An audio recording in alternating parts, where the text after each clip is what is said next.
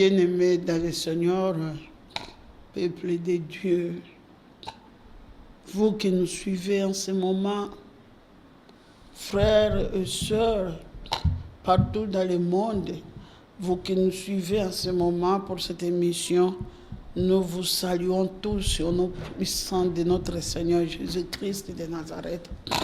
Nous vous saluons et nous vous disons tous, Shalom. Que la paix soit avec vous. Oui, à ce moment où le monde est en train d'être bouleversé par beaucoup de problèmes, de guerres partout. Oui, il y a des déplacés de guerre, il y a des gens qui sont en train de mourir. Dernièrement, nous venons d'apprendre à Béni comment les gens sont morts là-bas par les gens de l'AFDEL. Bien-aimés dans le Seigneur, si nous vivons, c'est une grâce à Dieu. Nous devons reconnaître la bonté de Dieu pour le souffle de Dieu qui nous donne, la vie qu'il nous donne. Et nous devons reconnaître cela que nous sommes le peuple de Dieu. Nous lui appartenons. Et nous faisons partie de son royaume. C'est pourquoi nous allons lire encore une fois de plus les psaumes 100. Les psaumes 100 nous dit ceci. Lisez avec moi, nous lisons les psaumes 100.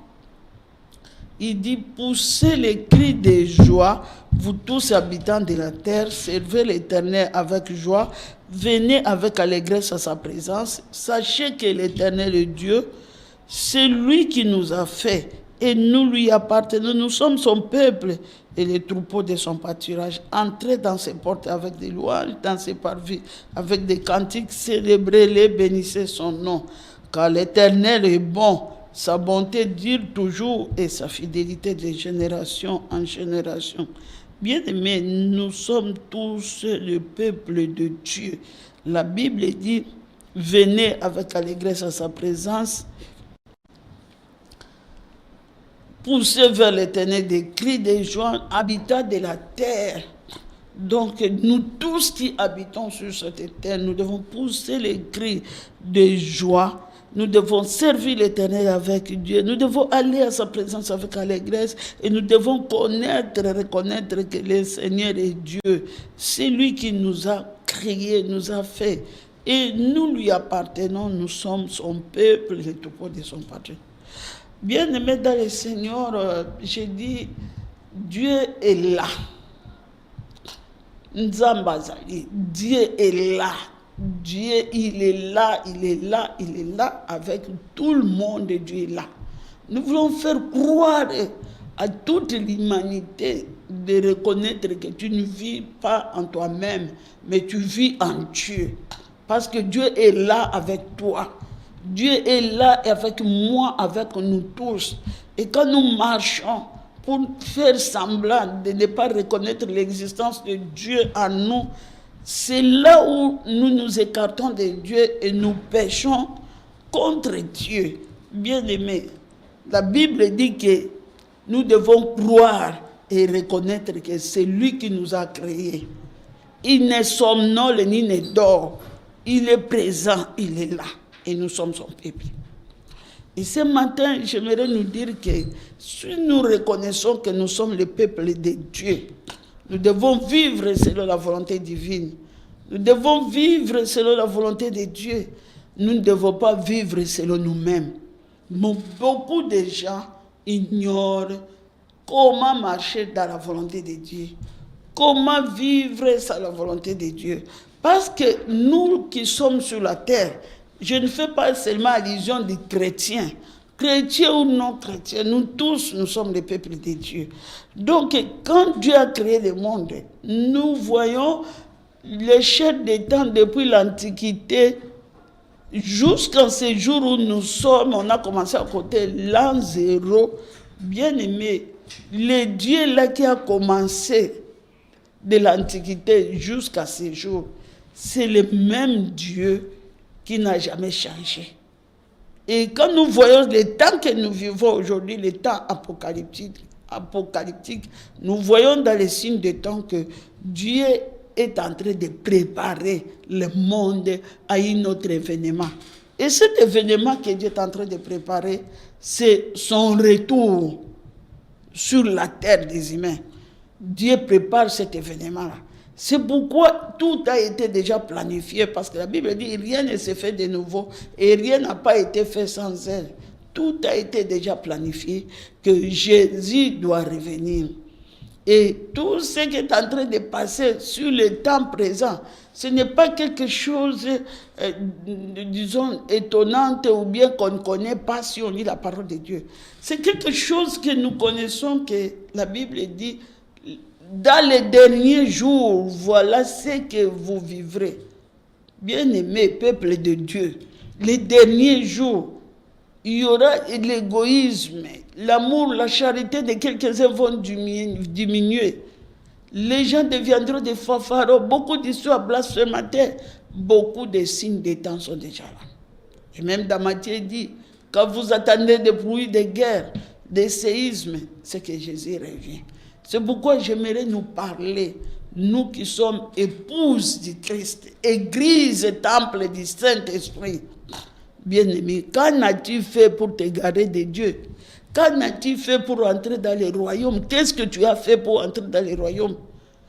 Est-ce que tu as fait manifester la volonté de recevoir Jésus-Christ comme Seigneur et Sauveur pour entrer dans le royaume? Tu as prêché ton frère et ta soeur pour entrer dans le royaume. Qu'en as-tu fait? Et toi qui es en train de te distraire de ces signes de temps, est-ce qu'il n'y a pas un réveil spirituel qui peut réveiller les gens dans les enseignements pour dire que Jésus revient? Tu es un peuple de Dieu. Le diable t'a égaré par des vains discours, par des distractions, par des fléaux que nous vivons dans l'Internet. Et la base de toutes les choses que Dieu a créées, d'abord, c'est la famille, c'est le mariage.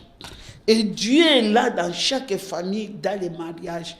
Parce que lui qui a créé l'amour dans chaque famille du monde entier, même si tu es roi, parce que la Bible parle de royaume, et c'est là où on parle l'histoire dans la Bible de chaque royaume par des cornes. Chaque président ou roi, il a une histoire dans la Bible, comment il a conduit le monde, comment il a conduit la nation. Je prendrai l'exemple des États-Unis, l'Amérique. Vous allez, George Bush, il a un dossier où tout le monde connaît. À l'époque de Bush, c'était comme ça. À l'époque de Bill Clinton, c'était comme ça. À l'époque d'Obama, il y avait ceci. Bien aimé, tout le monde connaît. Comme l'autre fois, j'avais dit que la démocratie, c'est les démocrates. Ou à l'époque, par exemple, du président Obama, où on a déclaré que l'homosexualité, on a ordonné. Et ça, c'est bafouer la place de l'Église. Parce que l'Église, c'est le temple du Saint-Esprit que nous sommes. L'Église, c'est la famille. Quand on renie l'existence de la famille, on dit que maintenant, tel que Dieu l'a mis, Dieu devient aveugle, il ne connaît rien. Maintenant, on élimine tout, on annule tout. On dit maintenant que plus question d'enfants, plus question de femmes de grossesse, plus question de faire l'intimité entre l'homme et la femme, plus question de parler le mariage dans le vrai sens. Maintenant, la création que nous parlons n'a plus sa vraie valeur telle que Dieu a créée. Maintenant, le diable est en train de créer, selon lui, une autre direction par rapport à ce que Dieu a créé. Et nous, les hommes que Dieu nous a donné l'intelligence, toutes les facultés, la volonté de manifester un désagrément. Donc, un désir là désagréable pour dire que non, notre désir que Dieu reste tel qu'il a créé le monde, tel que nos parents nous ont instruits. C'est tant ici qu'on a signalé, oui, ça fait partie de l'Antichrist. Car parce que l'Antichrist vient pour contredire ce que le roi du royaume céleste a créé. Parce que tout ce qui était dans le temps, il y avait les droits de l'enfant, vous allez trouver dans l'UNICEF. Il y avait les droits de l'enfant, de la scolarisation, vous allez trouver dans l'UNESCO. L'OMS était là pour parler de l'Organisation mondiale de la santé. Mais aujourd'hui, il y a des épidémies qu'on ne sait plus comprendre. Déjà des épidémies où les gens sont en train de périr. Et l'OMS n'a pas un mot à dire. C'est pourquoi l'autre fois, on a lancé même un défi à l'OMS pour dire qu'il nous montre l'origine de Covid-19. Pour nous dire comment le sida n'a même pas eu le vaccin. Et pourtant, le sida, on connaît l'origine. C'est l'impudicité. Mais au contraire, Covid, on ne connaît même pas l'origine parce que c'est presque toutes les maladies qu'on en souffre toujours. On doit vacciner les gens et on voit des gens qui parlent comme des moutons, comme des animaux, et les gens doivent être enterrés comme des poulets dans des sachets, empêcher tout ça.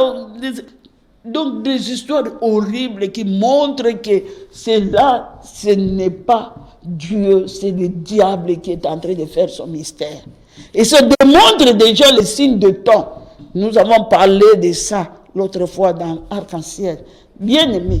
Et l'OMS n'avait pas un mot à dire jusqu'à ce qu'on a lancé pour dire à l'OMS de voir toute l'anatomie de l'homme sur toutes les pathologies et nous montrer l'origine. Et aujourd'hui, on n'a pas vu cette origine de cette maladie. Comment on peut vacciner les gens? Bien aimé, le temps que nous allons vers la fin. Et le mariage, c'est la divinité de Dieu où le diable veut siéger maintenant dans chaque maison avec l'évangile satanique. Contredire ce que Dieu a créé. Dieu a dit, tu aimeras ton prochain comme tu t'aimes toi-même, et tu aimeras ton Dieu de tout ton cœur, de toute ton âme. Bien aimé, quel qu'il soit la personne, il est chef de l'État. Dieu nous a créé, donc pas de différence. Notre organisme fonctionne de la même manière que tout le monde. Même si aujourd'hui il devient ministre de telle nation ou telle, devant Dieu, nous sommes tous égaux. Tous nous allons mourir, nous allons partir. Un jour, nous allons laisser.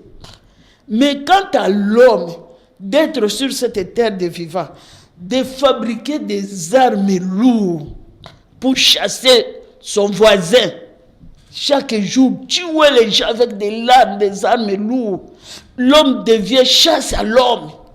Ça, c'est le signe des temps. Vous attendrez des bruits, des guerres. Donc, une chasse à l'homme. Les gens qui sont en train de faire même des concurrences sur les missiles. Vous allez écouter là-bas les missiles patriotes, Tomahawk, des histoires là impossibles. Non pour donner la joie dans la société, mais pour attrister l'humanité. Et voilà, jour après jour, le nombre de femmes et des hommes qui sont en train de mourir. Et ces autorités-là qui sont sur le royaume, sur les nations, c'est Dieu qui les a établis. Mais aujourd'hui, ils ne reconnaissent pas la place de Dieu, que c'est Dieu qui nous a établis. Et qu'avant même qu'un président soit prête serment, au lieu de mettre Dieu qui lui a établi et que le peuple doit honorer, parce que la Bible dit que nous devons honorer nos chefs des nations. Par la fidélité, il doit prier, prendre même la Bible pour faire les serments. Mais les serments d'aujourd'hui, la plupart, c'est la tradition. Ce sont des cérémonies humaines, ou c'est la franc-maçonnerie, ou je ne sais quoi, ou c'est la tradition qui amène des histoires. La place de Dieu qui établit même des chefs des nations n'existe plus. Et là, quand quelqu'un, il est par exemple ministre, il est député, il est qui, entre eux là-bas, tout marche bien. C'est pour dire que quand vous êtes dans une famille, ils fondent leur famille sur les sciences qui se retrouvent. Parce que ce sont des hommes d'État. Et là, ils ont de vie bien. Ils vivent bien, ils mangent bien. Mais la population ici en bas, ce sont des animaux qu'on doit les chasser. L'économie, on se plaît toujours. La crise économique vient bientôt. Et vous croyez que ces gens-là qui sont de basse classe, qu'on les considère, comment ces gens-là vont vivre quand on ne sait pas être un chef qui remplit son éthique selon ce qu'il est appelé à le faire? Parce que le chef il doit être courtois, il doit être honnête, il doit être exemplaire et fidèle. Mais un chef qui n'est pas courtois, même dans les basses classes, il ne sait pas arriver là-bas. Lui, il est seulement là-bas. Quand il promet, il ne réalise pas. L'infidélité est là. Il n'est même pas lui-même exemplaire. Vous croyez que le diable est loin de ces chefs-là? Et la place de Dieu est là. C'est pourquoi vous allez voir que ce sont ceux qui prennent les décisions, sont là sur la tête. Mais ici, vous allez me permettre de vous dire que moi, quand j'avais travaillé même à la ministère de Jeunesse, j'avais vu que jusqu'au niveau des divisions urbaines, mais les gens qui étaient à la fonction publique dans des basses classes, bien aimés, ces gens-là, je vous dis qu'on touchait combien? Parfois même 10 000, 50 000. Si tous les non matriculés, 50 000, vous allez à la banque, ou 100 000 pour acheter quoi? Pour payer les loyers avec quoi? C'était horrible. Et j'ai dit, laissez pendant 10 ans. Moi, j'ai vécu ça. Et je n'ai pas eu les matricules, j'ai abandonné. Vous comprenez que Dieu n'est pas là. Parce qu'ils ont formé leur famille. Une famille, par exemple, de classes où tu ne peux pas aider ton frère et ta soeur parce qu'ils ont, par exemple, dans telle loge, pour être travailler dans un banque, il faut être dans telle loge, pour être travailler dans tel, il faut faire une famille avec eux. Et cet argent-là doit seulement, c'est comme si ce n'est pas l'argent d'une nation tout entière, que tout le monde doit être bénéficiaire. Nous devons nous retourner auprès de Dieu. Et aujourd'hui, ce sont peut-être des musiciens qui sont dans des loges, qui sont devenus même des politiciens. Ils ont la facilité même de voir des chefs d'État, plus que même les cadres administratifs d'une administration quelconque. Pourquoi? Parce qu'il y a maintenant des familles spirituelles qui se créent. Un musicien, dans le temps, on ne le considérait pas plus qu'un administratif. Mais aujourd'hui, un musicien, il est plus que même un administratif, un homme d'État. Donc c'est pour dire qu'il y a maintenant des familles spirituelles que le diable est en train de mettre dans la société, dans des nations, pour être considéré, il faut être dans telle famille spirituelle. Et nous qui sommes des familles chrétiennes, qui croient à la résurrection de Jésus-Christ, parce que Jésus, qui a tué Jésus? C'était Rome qui a tué Jésus. Si tu laisses Jésus, tu n'es plus ami de César. Il faut tuer Jésus. Rome a tué Jésus. Mais aujourd'hui, Rome est le père spirituel des nations. Mais vous savez que même l'histoire de Père Noël, c'était la magie. Est-ce que le monde est géré par Dieu? Parlons-en. Dieu n'est pas là. Et nous devons faire les réformes de la vérité. Cette réforme de vérité, c'est-à-dire que Jésus dit, je suis le chemin, la vie et la vérité. Nul ne peut aller au Père que par lui. Et nous devons, cette réforme-là, quand nous confessons dans notre bouche, parce qu'au commencement était la parole et la parole était avec Dieu. C'est-à-dire que quand nous faisons sortir cette parole, il y a une puissance et c'est Dieu. Mais ça doit marcher dans la vérité. S'il y a dans la vérité dedans, il y a un miracle, il y a une vie là-bas. Il y a une vie, il y a un miracle. Mais si dedans il y a Dieu, la vérité n'est pas là, c'est que Dieu n'est pas là, c'est le mensonge, il y a la mort. C'est pourquoi toutes les paroles que nous faisons sortir, s'il n'y a pas la vérité dedans, ça donne toujours la mort, il y a des problèmes. Parce qu'on n'est pas véridique avec les nations, les gens qu'on les gère. Et c'est là où il y a des morts partout dans des nations du monde. Bien-aimés, je suis en train de nous interpeller, nous tous. Là où tu es, même dans la maison aujourd'hui. Vous allez voir un homme avec sa femme, il lui trompe. Il fait des enfants ailleurs. Abraham n'a pas aimé Agar. Agar lui-même, il a fait entrer les mal dans sa maison. Mais quand Dieu a écouté ces problèmes d'Agar et Abraham, qu'est-ce que Dieu a dit? Abraham, écoute ce que ta femme te dit, mets cette femme dehors. Mais Abraham voulait prendre la part de son fils Ismaël, mais Dieu n'a pas tenu compte de ces fils-là. Parce que Dieu savait qu'il n'y a qu'Isaac qui est l'enfant de la promesse. Il n'y a qu'Isaac qui est l'enfant de la promesse. Ismaël n'est pas un enfant de la promesse. Il a dit l'enfant de l'esclave devait quitter la maison où Dieu demeure. Et cet enfant-là a été parti avec sa mère. Il a dit à Abraham, donne ce que tu pourras donner. Il est parti. Et quand il est parti, cet enfant voulait même mourir parce qu'il était l'enfant de l'esclave, il était enfant du péché. Mais les plaire comme la prière d'Agar, afin que Dieu puisse donner une promesse à cet enfant qu'il aura aussi une famille en dehors de l'enfant de la promesse. Oui, bien-aimés dans le Seigneur, c'est que nous vivons dans des maisons qui troublent des familles, des jugements partout. Nous voyons les gens qui sont jugés, des tribunaux partout. C'est à cause de ces mal-là.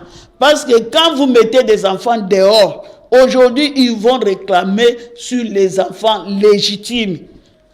Je peux dire même si les enfants de promesse, ils peuvent réclamer. Ils disent que nous avons les mêmes droits parce que nous avons les mêmes pères. Or, si nous marchons sur Dieu, Dieu n'a pas reconnu même Ismaël. Et il y a des tribunaux aujourd'hui qui siègent, il y a des gens qui s'entretuent même spirituellement à cause des enfants qui viennent du dehors du mariage. Vous mettez des problèmes dans des familles pour dire que maintenant la société est en train d'être secouée par le diable. Des maisons sont secouées par des diables, par des gens que nous mettons, nous ajoutons sans la volonté de Dieu. On ne met pas le mariage avec Dieu. Et quand vous mettez des gens sans la volonté de Dieu, là, si tous les esclaves, ils réclament plus même l'enfant de la promesse. Il pourra même chercher celui qu'on doit les faire voir. Or, quand vous renversez ce qui est de Dieu, ça devient la mort. Et on ne sait pas s'en sortir dans des sociétés, des problèmes qu'on vit. Bien-aimés, si nous voulons vivre la vie chrétienne, le vrai temple, c'est notre corps, même si tu es président. Le temple que Dieu reste dans notre corps, dans notre famille, et puis on peut sortir dans l'église locale. Mais quand nous n'agressons pas nos femmes dans des enfants indésirables pour aller se venger dehors, vous savez les connaissances, quand la femme est agressée dans son toit conjugal, cet enfant-là, il a aussi des problèmes. Parce que cet enfant-là, il aura ce qu'on dit le psaume, le psychique. Un enfant non désiré, il peut pleurer comme ça. La maman n'a pas l'amour avec cet enfant. Il dit, je n'ai pas voulu, toujours mon mari, il est comme ça, il est comme ça. Bien-aimé, ayons le dialogue dans notre famille. C'est pourquoi on dit éduquer une femme, c'est bâtir une nation. C'est-à-dire que quand on éduque bien la femme dans une maison, c'est ça l'église. Même la nation, bien-aimé, sera éduquée. Mais quand la femme est agressée, la femme n'a plus le droit. C'est ça l'église. Il y a blasphème. L'homme n'a plus l'éthique de la famille pour que Dieu siège dans la maison. Et c'est là où le monde est en train d'être bouleversé par les méchancetés. Et le dirigeant qui dirige le monde, il met le diable au trône. Et vous allez voir, si vous analysez l'histoire de chaque chef d'État, vous allez voir qu'il y a une histoire qu'on relève toujours. Et la Bible, on parle des bêtes, on parle des cornes, des chefs d'État. Comment il a géré la nation? Peut-être par courtoisie, les gens peuvent dire qu'il gère bien la nation. Mais comment les gens vivent le social? Et non seulement le social, il y a aussi l'éducation dans une nation. On éduque toute une nation. Est-ce que des nations aujourd'hui sont éduquées? Il y a des enfants qui se livrent à eux-mêmes. Il y a des maisons qui sont vendues, donc sans même le prix. On les saisit. Pourquoi? Parce que Dieu n'est pas au centre de tout ce que nous faisons. Nous sommes le peuple de Dieu. Dieu est dedans en nous. Nous ne vivons pas sans Dieu. Même si vous êtes ministre, Dieu il revient bientôt. Israël, depuis lors, nous lisons l'histoire de Daniel. Comment Daniel était en captivité à Babylone. Et jusqu'aujourd'hui, Israël est combattu. Et la spiritualité aujourd'hui, même nous sommes là, même si nous sommes en train de prêcher, il y a un combat entre le diable qui poursuit la postérité de la femme, que nous sommes une église. Nous devons nous tenir bon devant la présence de Dieu. Et toi qui n'as pas encore reçu Jésus-Christ comme Seigneur et Sauveur, toi qui n'es pas encore été baptisé, ne sois pas surpris.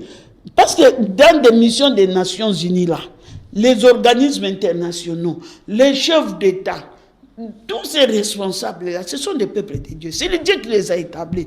Mais ils auront un compte à rendre à Dieu. Mais là où il y aura la grâce, parce que Dieu est en train d'attendre les élus de Dieu pour qu'ils se convertissent. Peut-être il y a un président dans le monde entier, dans une nation, qui est un élu de Dieu. Peut-être il y a un responsable qui est élu de Dieu dans une nation, que ce soit en Europe, en Amérique, qui doit réformer le monde dans une autre vision de gouverner l'humanité selon Dieu. Pour que nous puissions atteindre l'objectif de Dieu, d'aller jusqu'aux extrémités de la terre, prêcher la bonne nouvelle, pour que les gens disent qu'on n'a pas écouté la parole de Dieu. Tout le monde doit écouter, même les morts, parce que Dieu est en train d'appeler tout le monde. Si Jésus est en train de traîner, parce qu'il y a encore des élus quelque part, et ces élus-là, on connaît qui, Dieu seul connaît. Si par exemple toi tu es ministre quelque part, si aujourd'hui tu ne fais pas ce que Dieu demande de faire, la volonté de Dieu pour sauver cette nation, tu ne comprends pas encore ta nation, disons, tu ne comprends pas encore ta vision sur la nation dont toi tu es responsable quelque part. Vous comprenez qu'Esther, qui était une fille même étrangère, mais quand Aman avait légué, il avait déjà déclaré que tous les Juifs devaient périr. Et Mardoché est venu auprès d'Esther pour dire que si tu es là, peut-être pour l'événement d'aujourd'hui, peut-être ne crois pas que si tout le monde va périr, toi tu seras sauvé. Esther a compris ça, il a dit si je périrai, je dois périr, je dois voir le roi. Il a cherché Dieu. Et il est entré auprès des rois.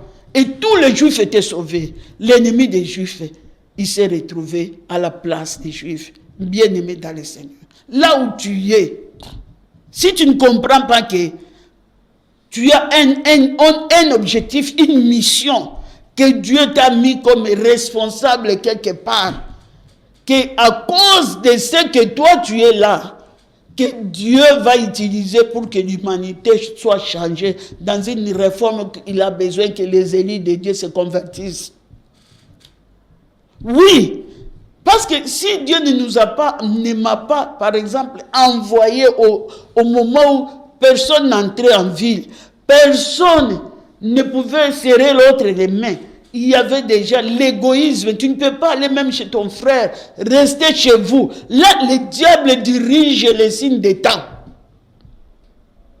Et moi, si je n'ai pas à manger, je ne peux pas aller chez ma sœur parce qu'on me dit déjà à la porte, restez chez vous. Les gens allaient vivre comment? Bien-aimés, je suis en train de nous interpeller pour ce moment, de revenir en Christ, de donner sa vie en Jésus-Christ. Quel que soit ce que tu es, donne ton cœur en Jésus. Nous voulons clôturer ce moment. Le temps nous est mal réparti. On ne saura pas tout terminer. Mais ceux qui veulent suivre ces enseignements, nous sommes en train de préparer des syllabus et nous voulons venir auprès de vous pour donner des enseignements, même de 3 jours, pour que les gens comprennent que Dieu parle des nations, des maisons. Oui, il y a aussi des églises locales, mais nous devons parler sur les nations parce que notre paix dépend aussi de nos nations. Que Dieu vous bénisse là où vous êtes. Au nom de Jésus-Christ, je prie pour toi. Seigneur, je recommande mon frère qui m'a suivi à ces instants. Que cette parole ne passe pas vaine, Seigneur. Oh Jésus, touche le cœur de mon frère, touche le cœur de ma sœur, agis en elle. Qu'elle soit bouleversée comme temple du Saint-Esprit. Oh Jésus, que toi, tu prennes la place d'autorité et qu'il te donne sa vie et qu'il marche selon ta volonté. Au nom de Jésus. Amen. Maman.